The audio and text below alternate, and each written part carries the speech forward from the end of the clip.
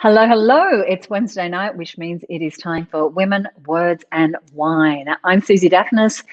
I'm the CEO of Her Business. I'm also a wine lover, a businesswoman, and I like to get together once a week on a Wednesday night with a girlfriend who's a business expert, have a chat, and share that time with you. So thank you so much for being here. I can see some of you are already starting to arrive. Please go ahead and let me know you're here in the comments. Pop your name in. Let me know what you're drinking. It is Women, Words and Wine, and my intention is to have one glass of wine during tonight's session. I think I had two last week, and my tummy was a little funny in the morning. Thank you again for being here. Hey, Selena, welcome. I know you don't have a glass of wine, Selena. I know that you've got a cup of something far more good for you than what I have. Hey, Karen Horton. Oh, my goodness. Rachel's here. Pauline's here. Pauline's drinking Southern Comfort and Coke. Oh my gosh, I haven't had that drink for ages. And Rachel's having coffee. Rachel, are you in Australia? If I was having coffee now, I would not be sleeping tonight. And Karen Horton, how the heck are you? I haven't seen you for ages. So good to have you here. Well, my guest tonight is someone who I've known for well over a decade now. And she is an experienced professional, non-executive board director, and she's a marketing specialist. She's spent over 21 years in senior marketing positions in large for brands that you would know very, very well. She has also served on ASX listed, public, unlisted, and not-for-profit boards, and her skills are able to adapt across a breadth of industries and sectors, and she is sitting on a number of different boards at the moment. Now, she started her business in 2004, and she launched it in order to maximize that 21-year career working for multinational corporations in senior positions, and she worked in positions both here and the UK. And so Hayman Strategy does that exactly. She does strategy and she sits on these boards. Now, she's also served on the Her Business Advisory Board for, I'm going to say close to 10 years. I don't know exactly. Maybe she'll be able to tell us. And she started up a number of our initiatives, and she was such a great support for me and continues to be a great champion of Her Business. In fact, when we were finally made the decision to change our name to Her Business, she sort of spearheaded the start of that change, which happened now 4 years ago. She's a generous supporter of the community. She's been a mentor on our mentoring program. She also likes to drink, and you can find her over on Instagram under Cocktail Queen Bee, which I'm going to post here because she's always out having some gorgeous cocktail that you will covet. So let's go ahead and bring her on. Hello, my friend. Hi, Suzi. I feel like a drunk. Yeah. You feel like a drunk? Yeah, that was a great intro, though. Thank you. You're welcome. You're welcome. So what are you drinking? Okay, so I'm drinking rosé. It's probably bigger than normal because I should have started earlier normally. I'm going to give them a plug. This is Manners. So if you guys that love rosé and like the French type, Manners rosé from James Manor and his family in Mudgee is brilliant. Okay. And it's they deliver really quickly. Hello, Susan. And but if I'm like everybody else during this time, I've become, between the bushfires and now COVID, I've become a massive, greater supporter than I ever used to be for like Providence and keeping things real and regional and supporting the regional program. And really supporting the businesses, absolutely. I don't know where mine is from. I'm having a Pinot Noir, from New South Wales. It's an Eden Road, and it's called The Long Road. And how many of us feel like we've been, oh my gosh, if I could just find this camera, how many feel like we've been traveling on a long road? It's a really pretty label, actually, and it's a gorgeous Pinot Noir. And so I don't know the winery, though. I guess it's called Eden Road. So Susan Wareham is saying, hi, I'm drinking a Yellow Glen. Carol's here. Carol's greetings from Melinda. She's having a Cab Shiraz Merlot, good for a cold night. Karen Horton's having a Pinot Gris, and Arpana is having a green tea. Oh, she's changed from whiskey. Yes, she was drinking whiskey last week when she was here. Whatever floats your boat. And Susan's saying, Cheryl, hello, lovely. Susan and Cheryl were on the advisory board at the same time. Yeah, and Susan's a regular. Yes, and Karen for part of that time as well. So good to have you all here. You are supported and loved. So for those of you who are first-time Women, Words and Winers, here's how it goes. We start off with a little bit of light relief, something that has entertained us or made us laugh in the last little while. And I started this show just in this COVID period, I thought what would be a fun thing to do that sort of takes us away of perhaps some of the difficulties or struggles we might be having, or just all the change that we're having to deal with, and whether that change is having kids home from school or partners home from school or working from home or having your offline business have to pivot online, and just giving us an opportunity to have a fun chat. And so we start off with a little light relief, but we are business women. We do like to talk business. So Cheryl has got some really great practical tips for you. And then we finish up within the hour with, again, a little light relief and on a positive note. And we love your interaction. We love hearing your feedback to what we're saying as well. And of course, if you have any questions, that's what we're here for. So if there's anything that Cheryl's talking about that you want to ask about, please just speak up, drop a comment and let us know. Sharon is having a G&T. Very nice, Sharon. Good, good. All right. So we do like to start with some light relief, and I'm going to be popping up here in front of us. You're not going to be able to see our faces because you're going to see some banners that go on up. And Cheryl, I'm going to have you explain this one to us. Okay, so this is my shout out to all those people stuck at home with their children homeschooling. A number of my friends on my kids are just outside of that now. But I love this, you know, how's it going? Well, 2 students were suspended for fighting, one's being requesting another school, the lunch lady there, the janitor's cleaning more than ever, and a teacher was fired for drinking on the job, which I just thought was fantastic, because I think that pretty well sums up some of the folk I know's experience on a daily basis. And in and around that, they're all trying to work. So yes, and trying to build a business with all that going on. So yeah, kudos to all those. Meetings where I've seen a kid come down the back of the stairs at her mother's house and gone across this. He's obviously been told not to disturb mummy while she's on a Zoom call, and then crawled along the floor behind. And we're just all sitting and killing ourselves laughing. That's really, really cute. One of our team members, she's got a little one who's only, I think, in 1st grade, and she's just this week gone back to school 1 day a week, and then I think next week it's 2 days. And anyway, she's been working from home, and today she said 1st of June, looks like I'm back. So she's really excited to go, you know, because if you don't work from home normally, you know, maybe you work part-time, maybe you work full-time, but going to work can actually be an escape and a place to socialize. And so that's also partly why we're giving you some adult interaction. This one here is also from Cheryl. Oh, I just love this. Because I thought the toilet paper thing was just nuts, as I'm sure everybody did. Crazy. But some people aren't shaking hands due to the coronavirus. I'm not shaking because everyone's out of toilet paper.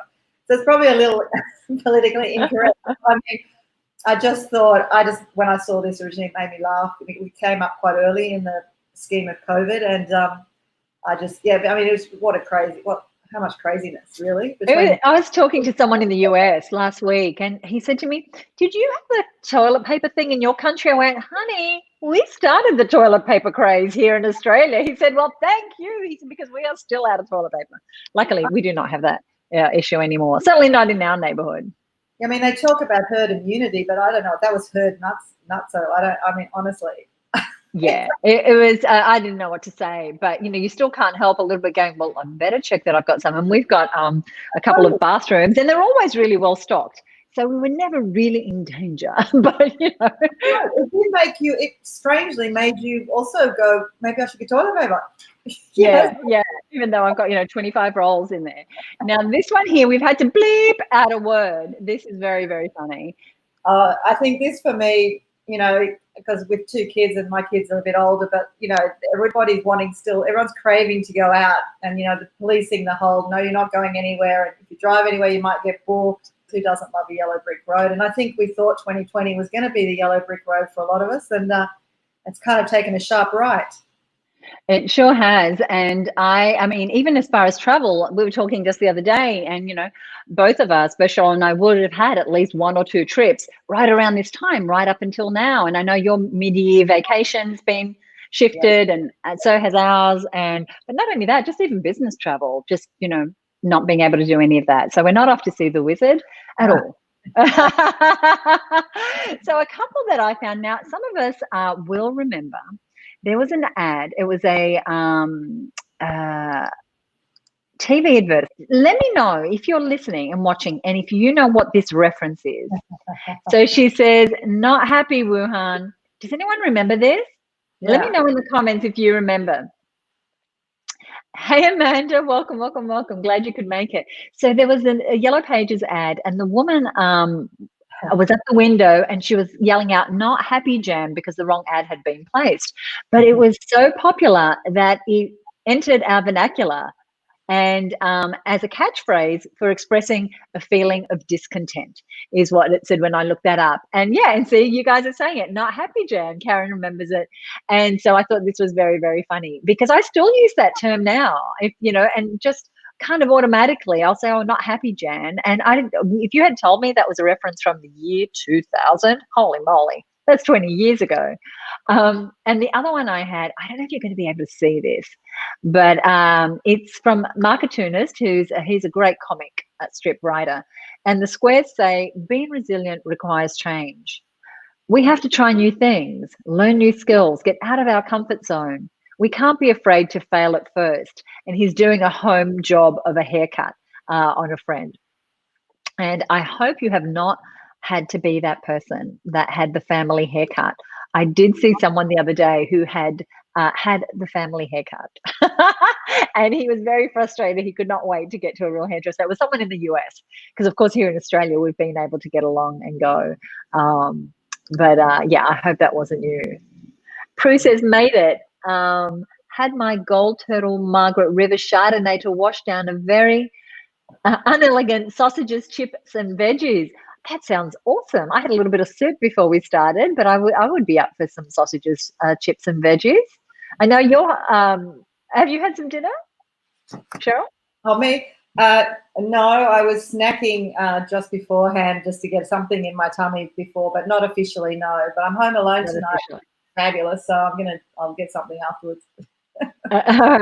Very good. Hey, Georgia, no problem that you're late. Just finished a meeting. Well, welcome, welcome. Hope you've got a glass in hand.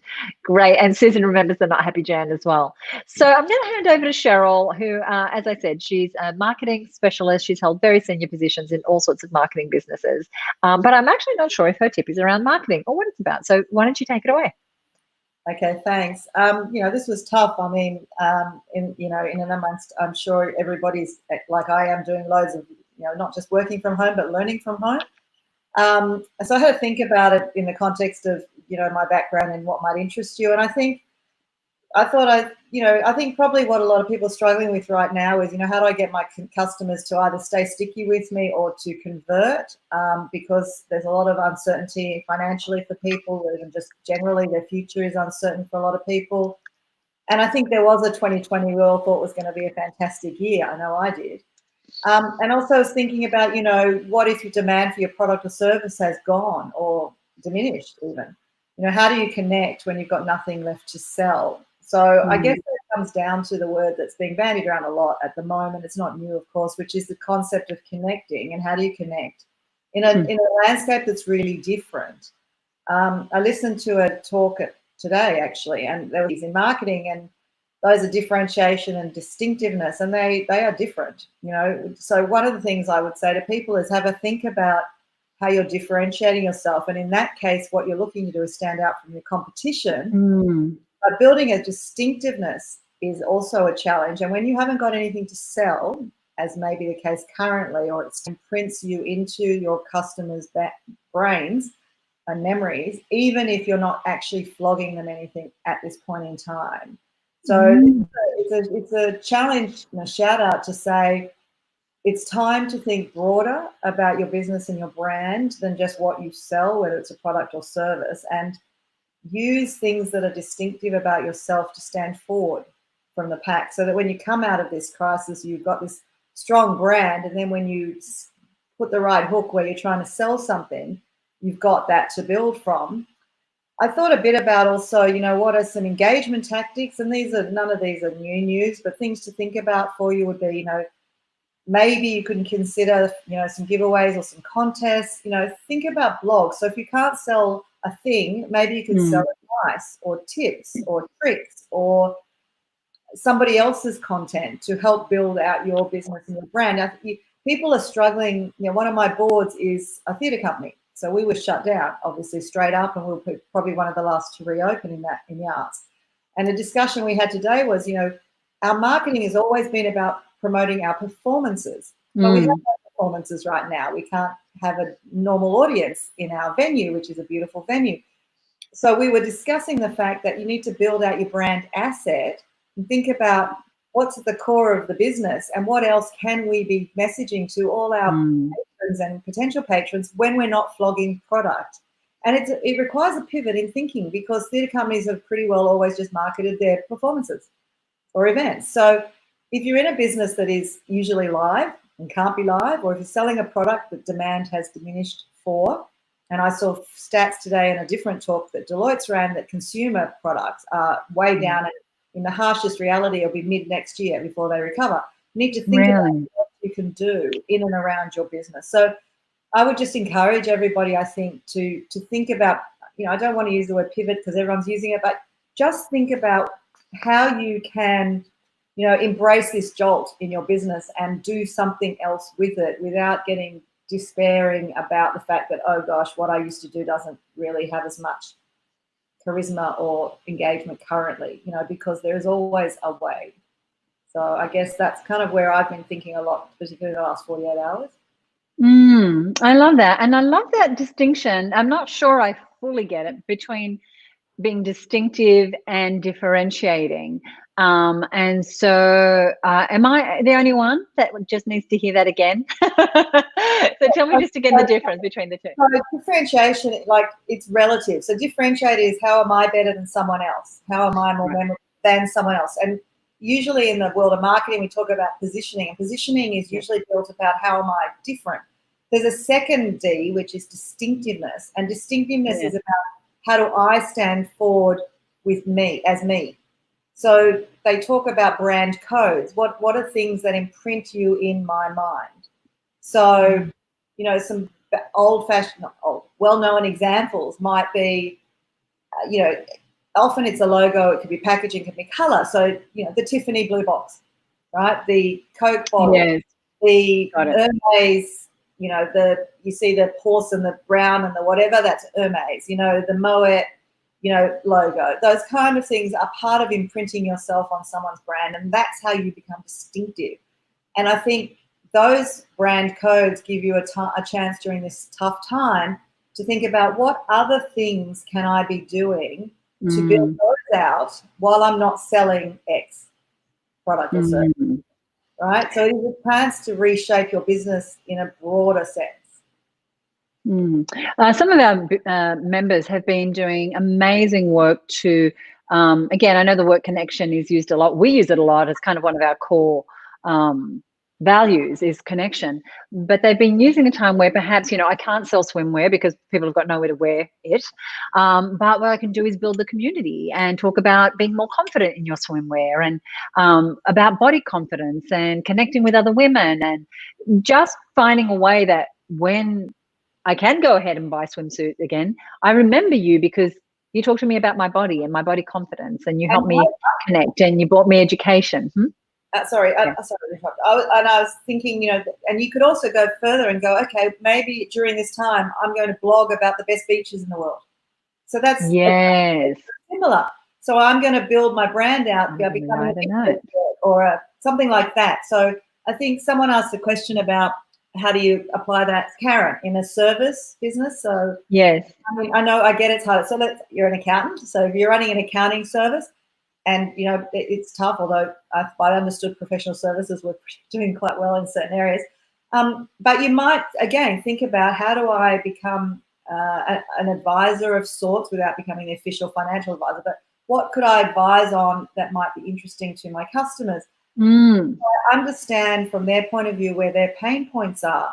Are there relationships I can build with others to jointly bring them something? Can I be teaching in some fashion or learning? So how do I, what area of specialization is something my customers would want or need during this time? So it's that old adage of think about it, your business from the outside in. So not just I sell X and Y, whether it's a service or product, but you have to be much more than that today, because frankly, a lot of people do the same stuff. So it's what makes you differentiated from them, and then what's your distinct advantage. And in some cases, it can be the founder, in Karen's case, or whatever, your former celebrity. is something people want to hitch themselves to. So I'd encourage you to get out and try and think a bit more broadly about your business outside of what you sell. There's a comment here from Pauline. She says, I'm a VA for sports clubs, so in service as well. I'm trying to do educational blogs, etc., but I've just started that this week. That's okay. You've started. It's terrific. Yeah, it's really, really good. So are you doing education around sport to help the sports club while there's no games being played? Is that, I'm guessing that's, so that's a really good idea. Yeah. So you're going to build out that sports club's education platform a bit. Here's another question here. Now, I know that Aparna is also in the finance industry. She says, how could you be distinctive in a service business where the Reliable? Is on referral of clients? Maybe the revenue. Oh. I'm not sure what that means. Yeah, sorry, I'm having trouble reading it. I need to get my glasses out. Can I tell what business it is? Sorry, because it's finance. It's in finance. Okay, so when it's being when her revenue is on referral, so build out an advocacy group. Think about what else can I be giving people that it isn't just what I normally sell them, that gives them a chance to engage with me. So whether it's an educative platform, whether it's a learning platform, whether you just start blogging about books you've read that are in the area, like find things to create a community. Her business does it brilliantly, right? So yes, we've always been for a long time, well ahead of the pack, thanks to Suzi. We've been very technologically driven, so it's not so different for us, but it's different for our members. And but I think, what else can we offer that isn't just a straight line of from X to Y, So I really think that's important. I think I heard this fantastic phrase yesterday. This pandemic has confronted business with kryptonite, which is uncertainty, but it's made business tap into superpower of ingenuity. So I love that. Okay, so if the kryptonite's uncertainty, your superpower is being ingenious. So it is a chance, exactly as Mickey has said, to think outside the square, right? What's your ingenuity or innovation around your business? How do you come out of this? What if 24 months from now you do a post-mortem? What's that post-mortem in your sense going to look like? What do you want your business to do in 24 months? Now, this is Amanda. She goes by Fitzroy Flasher. She's a funny gal. You'd love her. Also, it's given us a chance to show how we lead, which has, in a way, been cheap and easy advertising and branding. Yeah, that's a great, great attitude. So I'm trying to catch up with these comments. Thank you all for your comments. Prue says, for those of us who aren't really seeing a downturn in business, it's seen as bad form to be talking about successes at the moment. I don't want to be. No, absolutely not. Absolutely not. Look, a friend of mine had his biggest ever launch last week, the biggest ever successful multi-million-dollar launch. And he was asking people to buy. He's telling people how, because what he offers, because all of you solve a problem. All of you are a solution to someone's problem or issue or challenge. And so now is the time to continue making those offers. It's not boasting. You want to keep making your offers. What you don't want to do is hide and hold back at a time when people still need what it is that you offer. Yeah. But don't be afraid to share it in the sense of I'd love to be able to assist others. There's a very heightened sense of community. So even though we're all working virtually, I don't think we've ever been as community orientated as we are today. And as well as supporting all our regional producers, etc. I know if I do go to the shops, strangers talk to me now. I feel like it's really brought us back to how life used to be, as in the olden days when people spoke to each other in the community. Yeah. Now, Carly had a great idea for Pauline, and this is going back to the sports. Could you do one blog on injury prevention, right? This is great. These are great ideas. Thank you so much. Yeah, terrific. And Prue saying, is it possible? I've got to increase the font size here. Is it possibly the time to share a little more than normal about some elements, our behind the scenes part of our business? Yes. So that's really interesting because the Darlinghurst Theatre Company, which I was referring to, we were having this discussion today about we're not flogging performances, we have none. And I said we are part of the Darlinghurst community. Let's tell stories. We tell stories. That's our persona. It's our positioning. It's all about storytelling. So why don't we talk about the Darlinghurst community? Let's talk about the history of the theatre. Let's talk about actors that have come through our venue. Fantastic.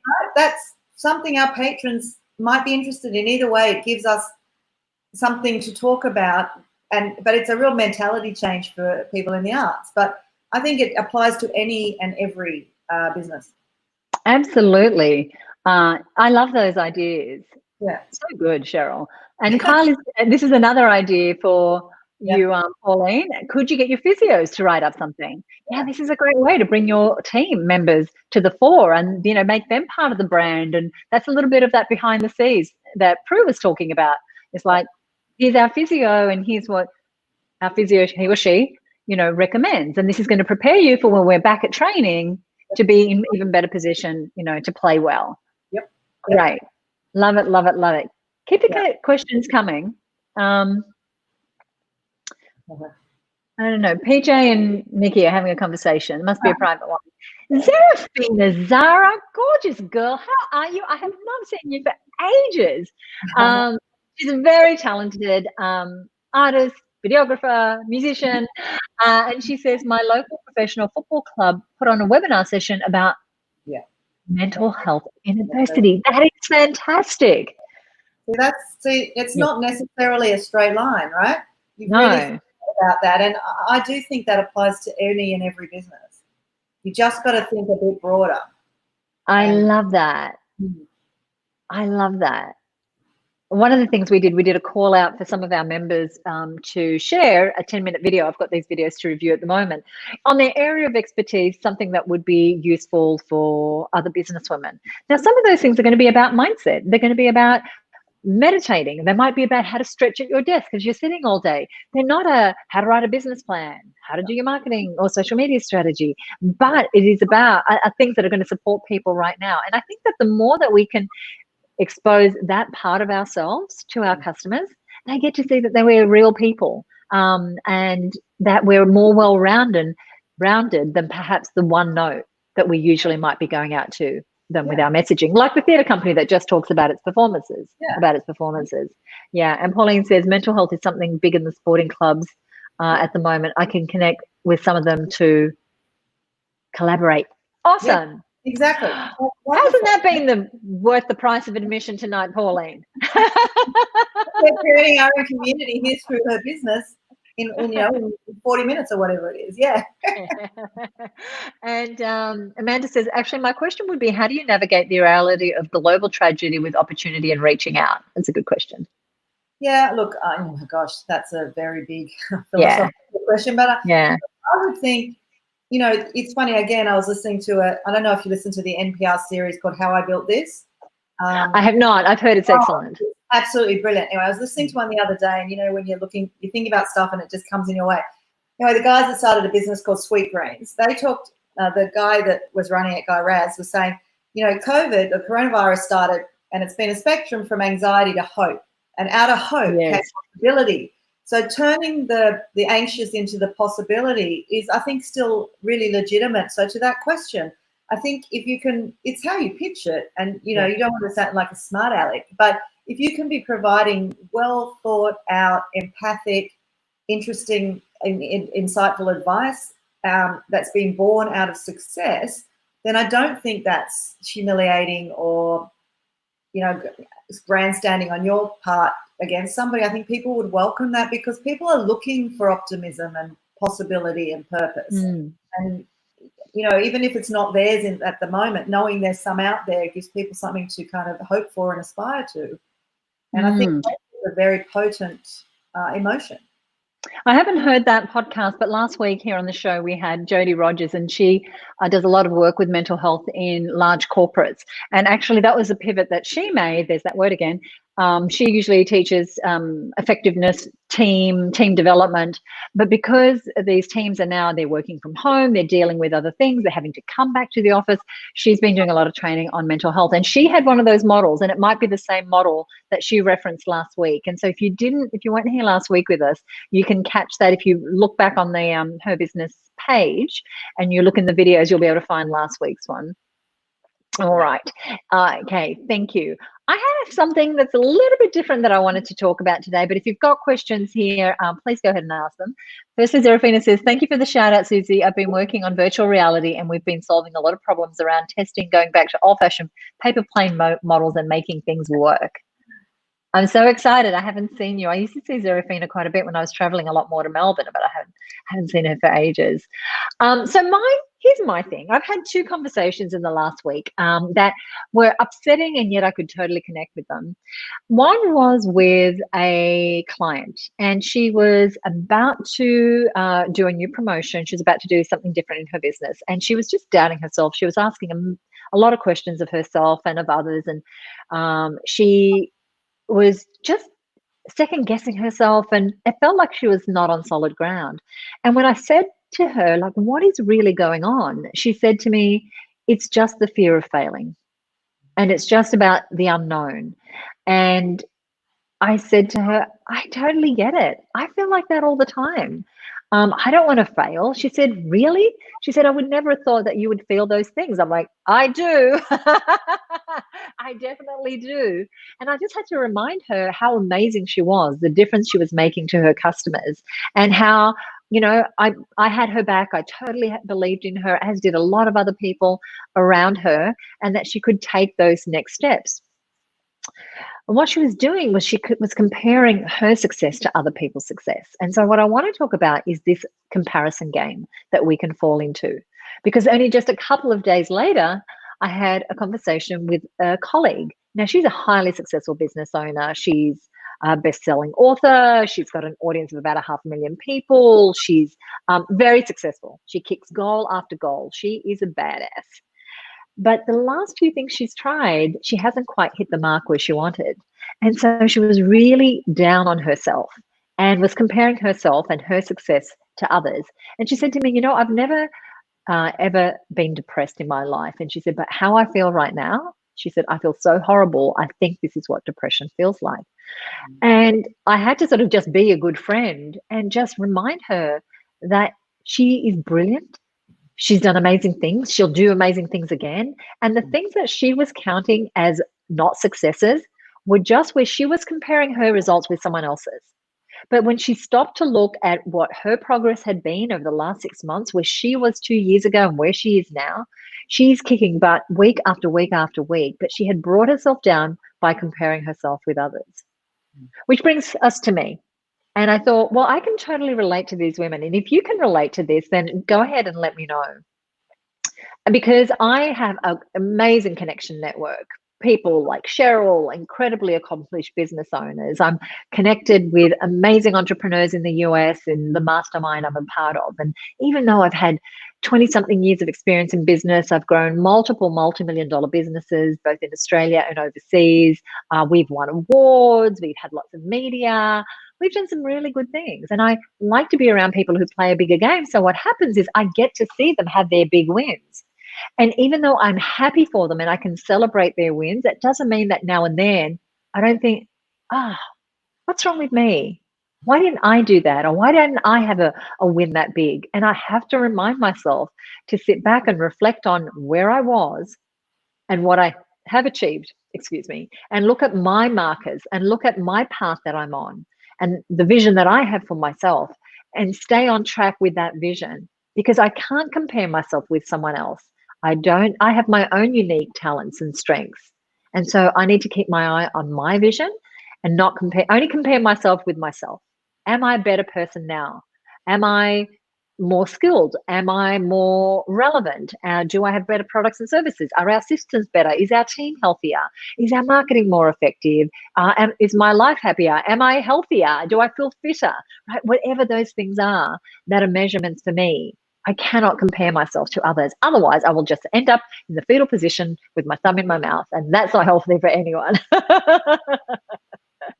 All right. Amanda says self-doubt is a feminist issue. We can totally fall into that. Yeah. I think there's a lot to be said for that. Although this should be our time, ladies, because if anyone can multitask, it's a female, and you've never been challenged to multitask so much. Like now, exactly. So who have we got here? This is Jenny. Jenny says imposter syndrome can be a challenge with comparison, also when isolated. thought it was depression, but it was imposter syndrome. Yes. Then we had goals groups. So they're our accountability groups at her business. And we were all feeling the same way. Yes. So that's what I found with these two friends. It's like, I totally get you. Great to talk about it with great souls. Thank you for sharing that, Jenny. That's really, really powerful. And Amanda says, I'm surrounded by men who never ask that question. Yeah, I get it. I totally get it. Carly's saying, I listened to Marie Forleo's audiobook, Everything is Figure Outable, and loved it. I remember, give yourself space and grace to suck. It's okay to try and not hit the mark. Yeah. And it's when you're trying and you're not hitting the mark that you can see the person next to you and it feels like everything is smooth sailing for them, that you can start to feel that little bit of doubt. But again, what I wanted to leave you with is not like, yeah, it sucks. And, you know, we're all going to go there sometimes. But I think if we can just run our own race, you know, and compare ourselves to ourselves. I think the thing is, if you never suck, you never learn, right? So yeah, if you just got to look at what have I learned out of this and turn it into a positive. I think that's the challenge. Yeah, absolutely, absolutely. So that was I don't know how practical a tip that was, but hopefully for some of you, they were the words that you needed to hear. It was just so in my face seeing these two women who I adore, who are rock stars, really doubting themselves. And then, you know, I know they'll get on the other side of it. One of them already has, and the other, I'm still working on. Linda, hello, Linda Milius. She says, I often compare myself with others and don't measure up. I know this keeps me from showing up and connecting with others. Yeah. And what can happen, and I found this even, you know, we have these roundtables, these monthly events that we do at her business. And once upon a time, we used to do them face to face. This is in the very old way that we used to do business. And I know that sometimes women wouldn't show up, and I bet that still happens with our online version because they thought, I don't know if I'm going to be good enough to be around this virtual table with these other business owners. And it used to break my heart because what was available, what they were saying no to by not showing up was the opportunity to be supported, the opportunity to connect with others, the opportunity to have their questions answered. That's why at her business, I am like a maniac with safety and having people feel safe and comfortable, that they're in the right environment and that we are all okay. And it doesn't matter, you know, if you're this far down a path and I'm only this far down a path, I can celebrate my this far and you can celebrate that far because we're on different paths. And your strengths are not my strengths and my strengths are not your strengths. Amanda says, my best mentor and good friend is a bloke who never questions his worth, even when yeah. And, you know, it's not a male bashing thing as such. It's just the way we're wired. No. Well, yeah. Just more self-reflective. Absolutely. Susan says, self-doubt as cultural condition versus the feminist issue is a reflection of life experience. Unfortunately, it's both endemic and toxic, regardless of its cause. Yes. And Pauline says, and like you said before, we look at people and think they must be full of confidence, and then we find they have just the same doubts as the rest of us. Yep. Around different issues. And I think just as women, we might be more willing to share that when someone says, how you doing? What's happening? And you can say, life's sucky at the moment because I'm comparing myself and I think, why can they do that and I can't? And why do I find myself celebrating? It's not that I'm not happy for them, but I'm thinking, what about me? Right. And so I really think that's why it's so important to have a network where you have people around you, whether it's your family or your friends, or you belong to an organization like her business, where you have people around you that will champion you, who will fly the flag for you, who will help you show up, who will help you connect. Amanda says, Patriarchy Stress Disorder by Valerie Rain was recommended to me. I checked it out. Quite fascinating. Oh, very, very interesting. Thank you for the recommendation. I heard this wonderful thing years ago where someone said, you know, when someone asks you what you do, like, and I do this, people go, what do you do? What are you doing? I go, you know, I'm just a professional model. So anyway, they said, you got to stop using the word just. Women always say, I'm just doing why. It just demeans what you're doing. It's like we're apologizing before we start. So I've got this conscious thing about drop the word just from your vocabulary. Yes, that's great. I read that in a book by Tara Moore. I can't remember the name of her book now. We did a webinar with her a few years ago, and she had a number of things like that were just, or, you know, can I just ask you? Yes, the just, yes. So notice when you're saying the word just in that sort of context. Alrighty. We are in the second half of the show now, and I know that Cheryl has prepared something for you that she wants to share. So I'm going to hand over the mic. It's all yours. Thank you. So, I mean, these are, Suzi challenged me to think about some sort of inspirational tips, I guess. I think this is the time to use your mind or lose your mind, right? So you choose which course you're going to go, right? So I've become a big advocate for this concept of creative ingenuity. So this is about how do I repurpose what I do. And today I heard from a very senior director who said, what's your 24-month pre-postmortem? So if you are contemplating 24 months away from now, a postmortem's a funny expression, but what's your 24-month pre-postmortem? What are you going to look like? So, because you're at an inflection point through this crisis. So you can either look at it as a negative or you can look at it as a positive. And we've got a lot of how do we manage. So, we've had the whole, respond and recover. Now it's about thrive. So there's 3 phases, respond, recover, and thrive. So we're moving to thrive in Australian communities. So now, what is that model, respond, recover, thrive? I like it. Where is that from? I heard it through a Deloitte seminar.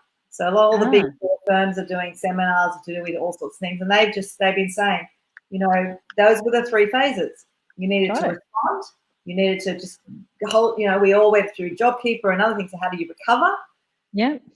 Keeping your business going because it was literally a daily thing. And then how do you thrive? And now we're in thrive. Okay. And thrive is about going forward, which I like. So someone on one of the threads talked about optimism in the future. So how do you thrive in your new reality? Because what you need to understand is what you do today for today, you're never going back to the business you had. Okay, the whole world will, the whole community world will have moved on. So we can't lament what we've lost. What we need to think about is how do we repurpose our future? So what have you learned? What new lessons have you learned? So you can manage your restart, right? So start thinking on the purpose of your business, the possibility that it offers, and what opportunities you can deliver against. So what decisions are you going to make today that are going to, in fact, impact your future? And I think the other thing I heard, again, through one of the How I Built This talks the other day was, don't wait to be disrupted. You need to think about disrupting yourself. Okay, if you wait to be disrupted, that's what happened to Kodak, very famous example. But Kodak said, no, that'll never happen. And they got out-disrupted. But if they had been prepared to disrupt themselves, they'd have succeeded. Gillette, when disposable blades started coming in and razors, Gillette disrupted themselves and took a big hit on margin and everything else and went to disposable razors because they saw it coming. And so they succeeded and they kept going and they're still alive today. So this concept of think about how you disrupt yourself ahead of the curve. We've seen a bit of it now, Archie Rose and the gin distillers are doing hand sanitizer. Louis Vuitton. Yes.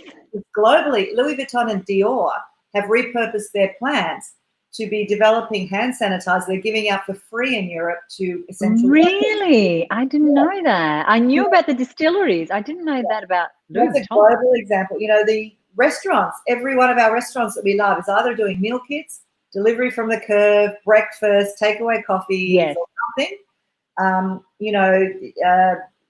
Uber Eats, you've got a choice of where you want your stuff dropped now. So they're just repurposing to suit today. Yeah. I think a lot of this stuff will stay because it'll become part of the options. I hope so.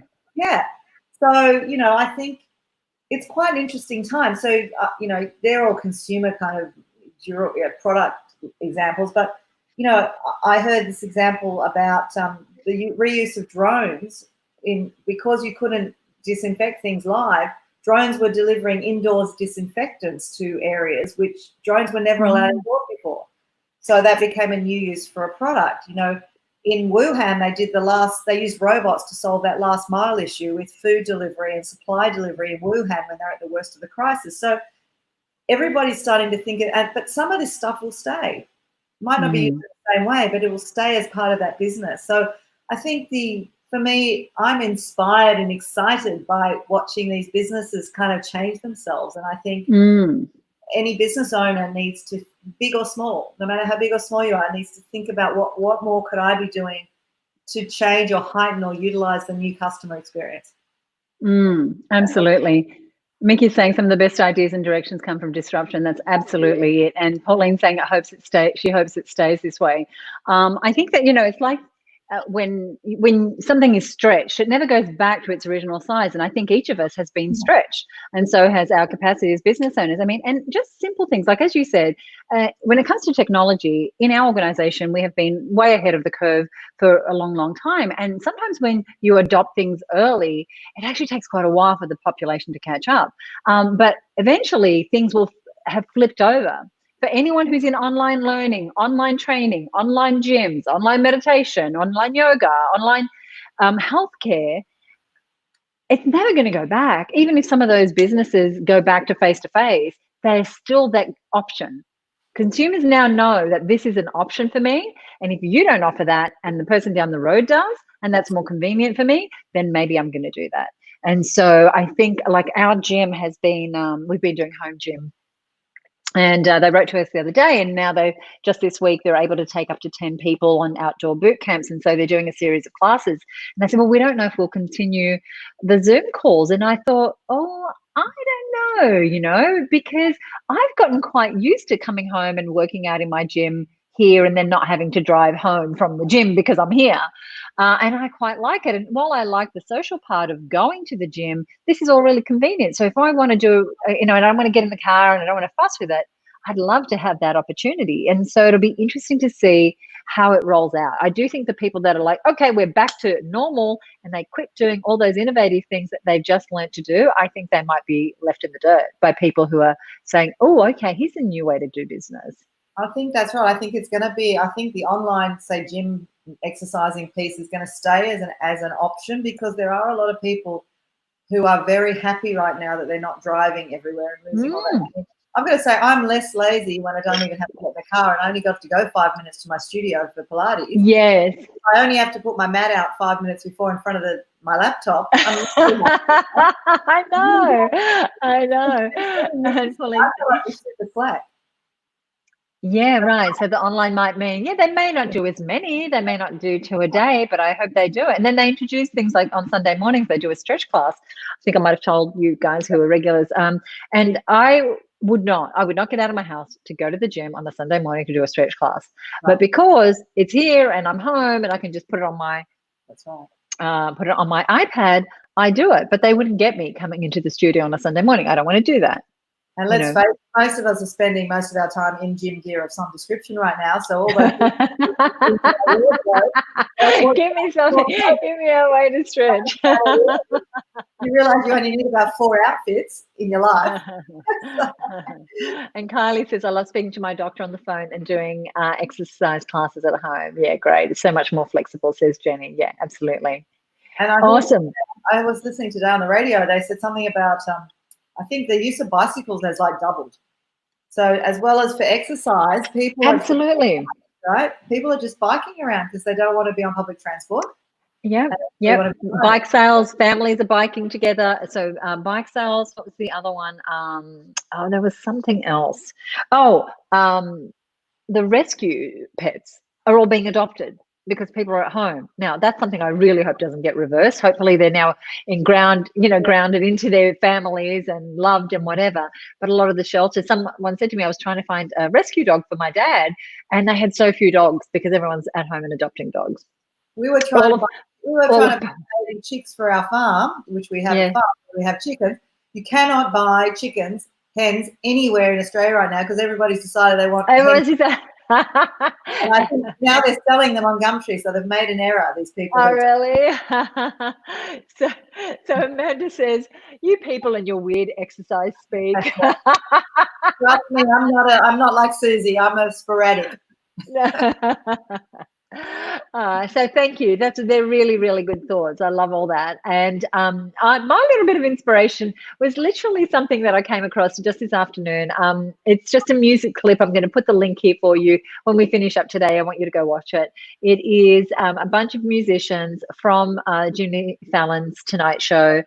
They're at home. Some of them are playing the toaster, the glasses, the spoons. They're just using whatever they've got to play percussion to a version of Under Pressure, the song that David Bowie did with Queen. And the voice of this guy. I don't know who he is. Some of the young people in the room might know. It is his name is Brendan Urie. Does anyone know who Brendan Urie is? He's got an incredible voice. And I listened to it and I thought, firstly, I love the song anyway. But if you listen to the words, the kind of words for this time, if you listen to and break it down. So that's a little bit of viewing for you. I'm going to put that link for you below. Thank you, Amanda. You're a sweetheart. This is the link for the music clip.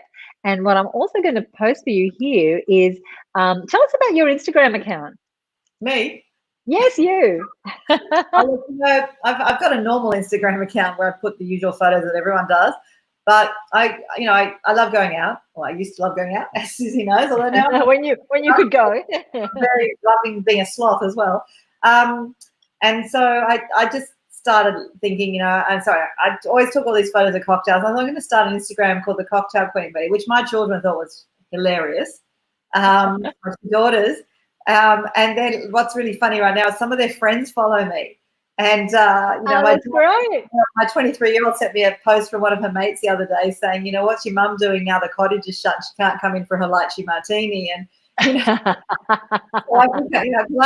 said to her, you wait, when I'm invited to the cocktail bars of New York competition, I started as a joke and so I just do it. I don't, anyway, it was just a bit of fun and I thought, why not? So I just started this thing called the Cocktail Queen Bee and it's quite fun.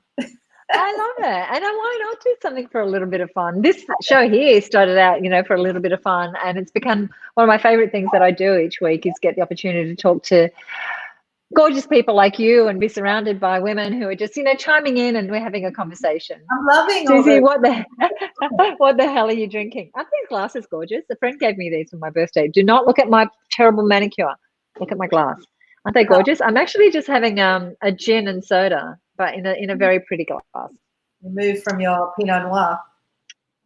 Yes, I moved from the Pinot Noir. One Pinot Noir is enough. Yes. That's what the heck I'm drinking. That's great. No, I think this format you've got going is great because I know if people are like me, most afternoons at 5 I'm having a drink with a friend through Zoom or several. It's a very girls thing, but we are doing several friends or several drinks. Well, usually the more of us that are on there, the more rabble there is. I say, we need a spoon so we can, hold up our talking stick. Oh, too funny. Well, thank you so much for being here. Is there anything you would like to leave us with before we wrap up? No, I think, I've always loved our community of business women. I'm forever inspired by what's going on in the world. And I think if anybody can utilize this crazy time we're in, strange and weird, wonderful, it's women business owners. And, it is a time where I think more and more of business owners will flourish and consumers won't necessarily go back to all the big guys. So, I think I just counsel people to really think objectively about their business and what their future might look like and think about positively how they get there. Thank you so much. And Felicity is saying, I'm hoping Women, Words and Wine continues past COVID. It really was an experiment. It's like, let's do this while we can offer that little light-heartedness. And we'll see. If you guys want it, we'll figure it out. I have to find more drinking buddies. Thank you all so much for tuning in. Cheryl, thank you. I adore you. Cannot wait till we actually had a dinner date set up about 3 weeks ago that we had to cancel when, you couldn't have any visitors. Yeah. So now that we're able to have some people over and connect, we will have to have that belated cocktail. Yes. Thank you so much for joining us. Thank you so much for joining us from all over. I know for some of you, you're in person, so it's actually quite early. I hope you enjoyed an early cocktail.